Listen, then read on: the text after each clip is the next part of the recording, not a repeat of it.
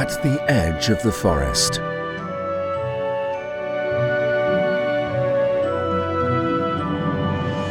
The forest provides favorable life conditions to the many animal species inhabiting it. Here, they find sufficient quantities of food and safe refuge. At the edge of the forest, in mid-forest clearings, meadows and floodplains, at the lakes and bogs, the life of animals seems to be equally busy. This is the result of years-long foresters' efforts in favor of the preservation of the natural character of these habitats. Here, we see an upland greenbush cricket.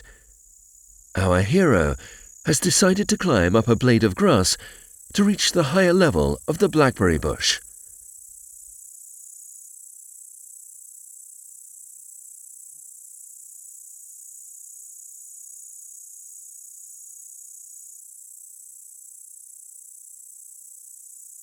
An endless Sisyphean task.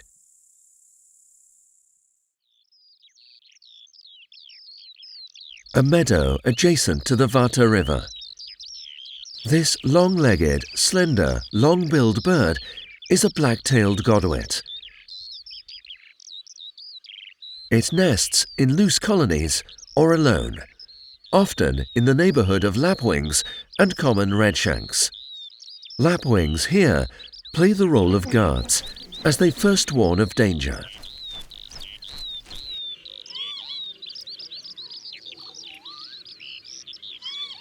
Although the male and female of the black-tailed godwit sit on the eggs in turns and actively defend their nests and the young, the hatchlings frequently fall prey to predators. Therefore, they avoid building nests in the vicinity of trees and shrubs from where they can be spotted by crows, ravens, and other predators. A stork strutting across the meadow in search of insects and small rodents will not disdain eggs and later hatchlings. For the black-tailed godwit defending its nest, the size of the intruder is irrelevant. Adult birds often sit on elevated perches, waiting until the danger has passed. After a whole day of foraging and building vitality and strength, as soon as the sun has started to set, flocks of great snipes gather on small arenas among vast tracts of reed beds.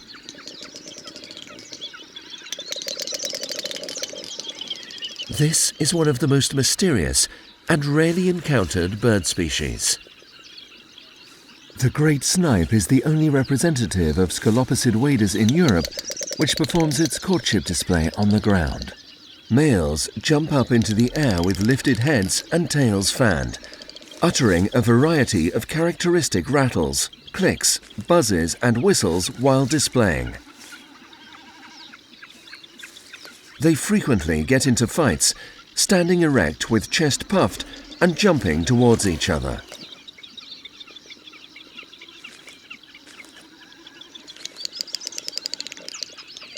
After the courtship is over, which on the clear April nights lasts from dusk to dawn, the birds fly away, while females depart to their nests to lay eggs.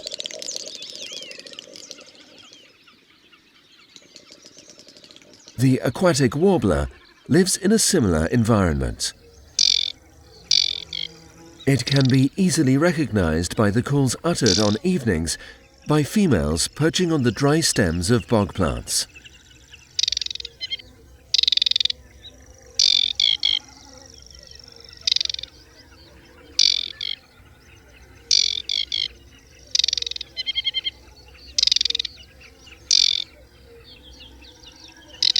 This rare bird occurred in great numbers across a large part of West and Central Europe several dozen years ago. In 2004, Poland became a signatory to the European Agreement on the Conservation of the Aquatic Warbler. At dawn, a female elk with her young appears at the edge of the alder forest to forage in a secluded fragment of the reed bed. The calf stays close to her mother.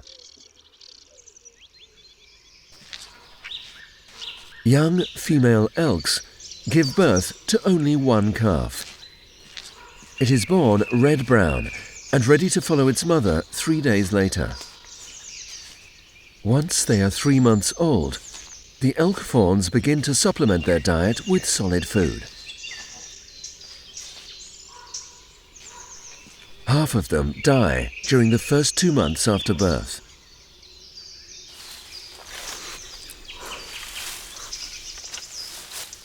Elks also like tree leaves, which they add to their rich diet.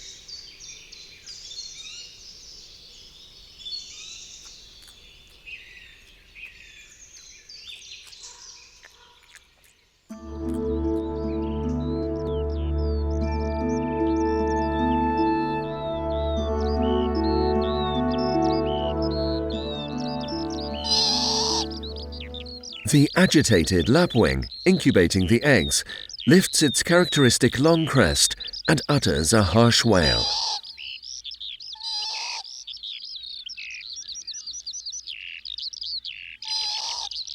Lapwings are very vigilant while sitting on the eggs. After being frequently disturbed, they leave their brood.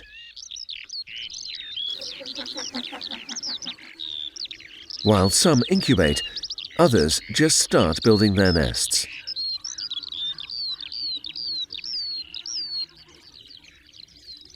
After his courtship flight over the nesting site, the green sparkling male performs a strange dance to encourage his partner to lay eggs and molds the nest with his own body.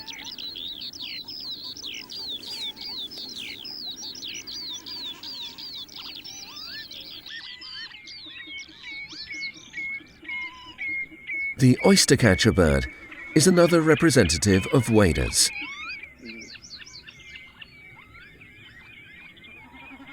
It is a common inhabitant of the coastal areas of northern Europe. In Poland, it occurs at the seaside sporadically. However, it is more often spotted in the inland valleys of bigger rivers. In the spring, at the end of April and the beginning of May, the female usually lays 3 eggs. She incubates the eggs alternately with the male, taking frequent turns on the nest. The diet of oystercatchers consists of small mussels, snails, shellfish, insects and their larvae, annelids, as well as the dead fish thrown by the waves on the shore. There is no doubt that the brilliant, colourful plumage makes the oystercatcher an elegant bird. In April and May, wetlands, marshes and flood areas become the feeding sites of ruffs.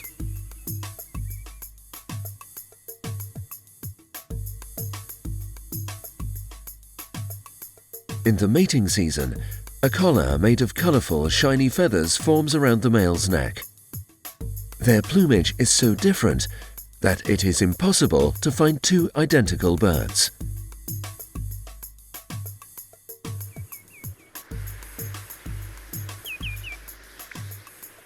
The common redshank, another representative of the family Scolopacidae, forages among the ruffs at the edge of the floodplain. It is slightly larger than the thrush, which, like the lapwing and black-tailed godwit, builds a nest in a dry place, hidden in taller grasses.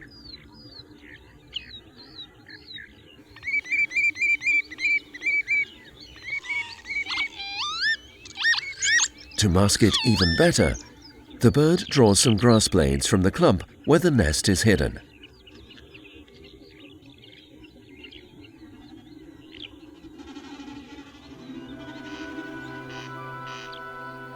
A characteristic call can be heard on the wet meadows with tall herbaceous vegetation and on the drier fragments of bogs.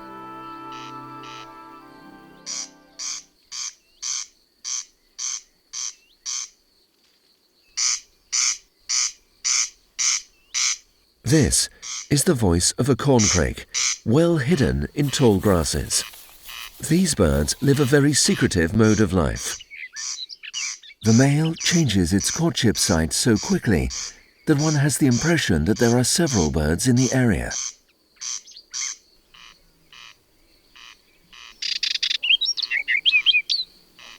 The barbed warbler, dwelling in the same biotope and preferring dense thickets on mid-forest clearings and roadsides, has staring sulphur yellow eyes quite unlike that of any other species.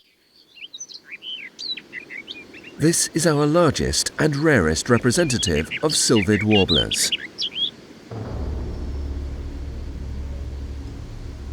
The heavy, lead-grey clouds herald an approaching storm. From time to time, the dazzling lightning cuts through the dark sky.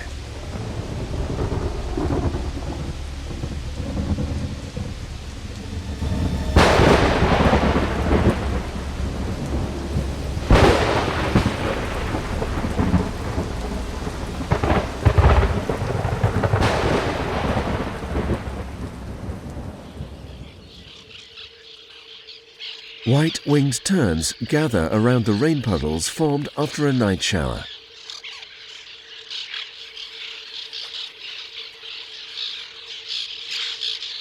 Now they can preen and clean their plumage. They choose exposed places for bathing.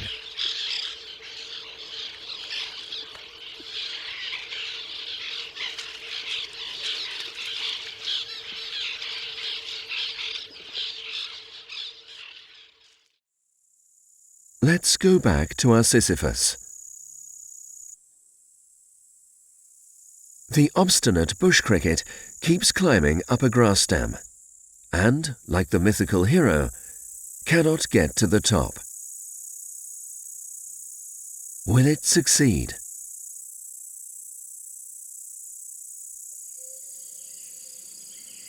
On a late summer afternoon, fallow deer appear in mid-forest clearings. These are mainly does with their young. Forest meadows are now in full bloom and abound in a variety of delicious and juicy herbs and grasses. Fallow deer have a very good sense of smell, sharp hearing, and good eyesight. The animals graze undisturbed until a sudden noise of broken twigs reaches their ears. The alarmed animals cautiously watch the approaching intruders, which appear to be two young wild boars.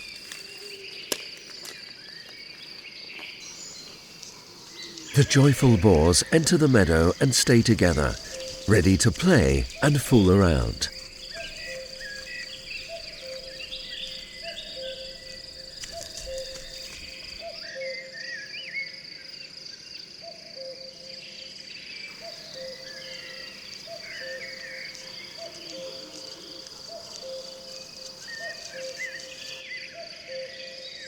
A herd of young boars forage undisturbed in the adjacent forest, while yellowhammers and corn bunting have found their favourite biotope at its edge in the roadside willow thickets.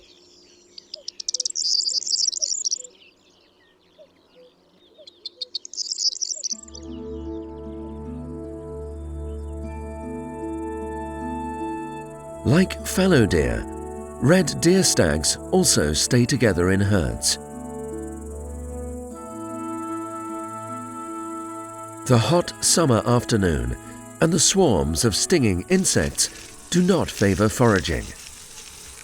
The red deer often run from place to place to free themselves from their company.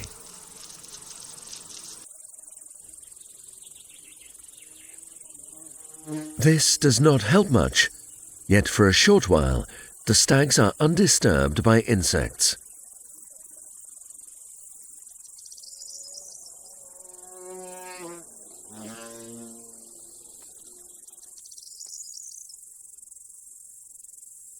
At the end of June, when red deer are intensely foraging, a number of smaller birds take their second brood chicks for a walk. The song thrush and the spotted flycatcher in great haste pick up food and bring it to their nests.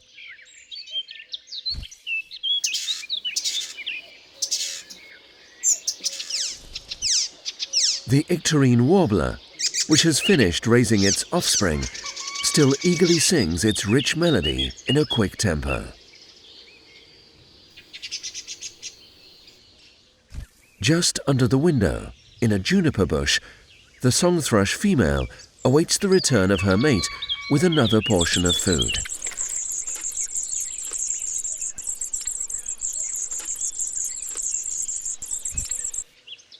Now that the offspring are grown up, both adult birds must bring them food.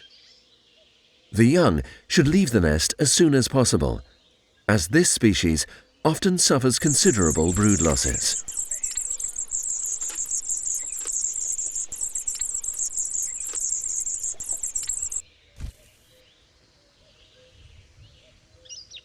While hunting insects, the spotted flycatcher sits from time to time on a hunting perch. As soon as it has caught enough insects, it quickly returns to its young.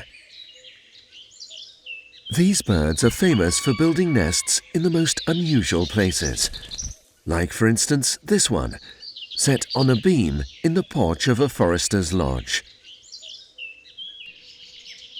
Sometimes, when an intruder appears in the neighborhood, the threatened bird tends to draw its attention, uttering a sharp cry and drawing him away from the nest.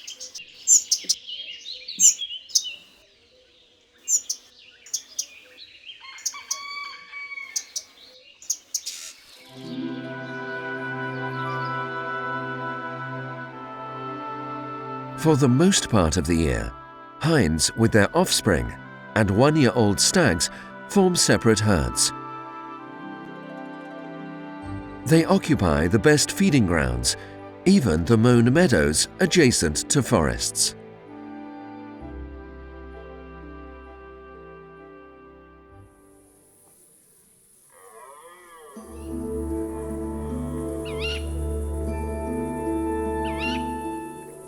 The first cold September mornings, the mist hovering over the meadows heralds the approach of the mating season for red deer.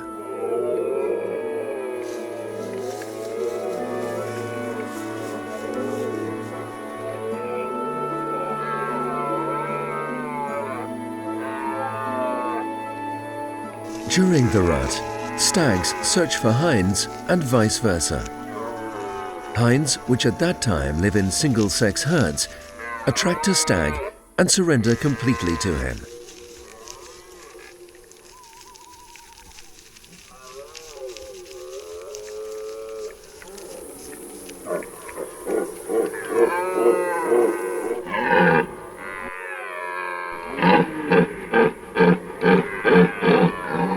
For ordinary tourists, a powerful roar of the red deer stag will only signify its vitality. Yet for more experienced nature observers, it is a source of information. However, to understand the language of mating animals, one needs to spend many mornings and evenings in the forest. The youngest stags usually run away at the mere sound of the approaching main stag in the herd.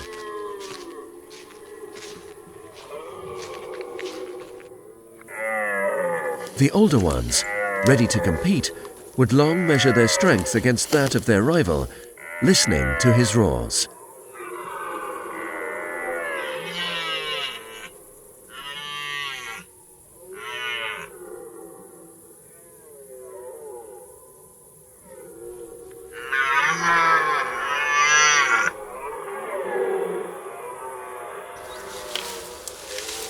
Others, driven by emotions and excitement, would hit their antlers against tree trunks and bushes to release accumulated tension.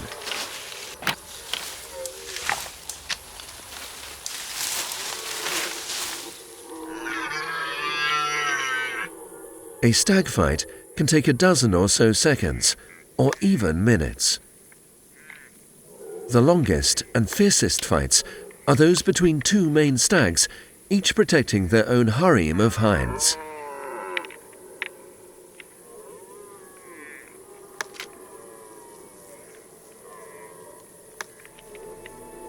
The intensity of the rut depends on many factors, like for example the weather and quiet refuge.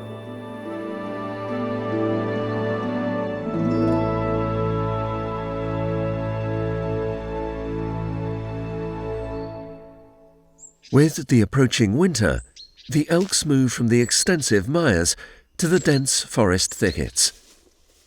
There, they will feed on the shoots of pine, spruce, and even juniper.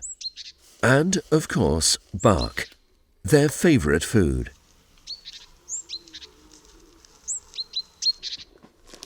In a while, we shall see our Sisyphus for the last time.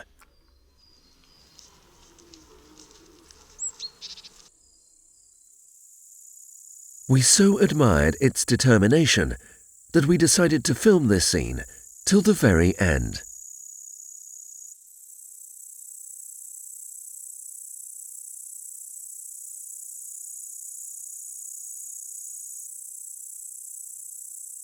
And yet, our bush cricket has made it.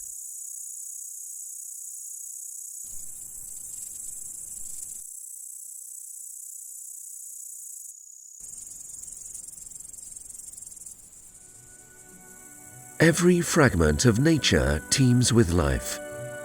The forest edge is such a place. One would be surprised with the variety of small and large animals living here.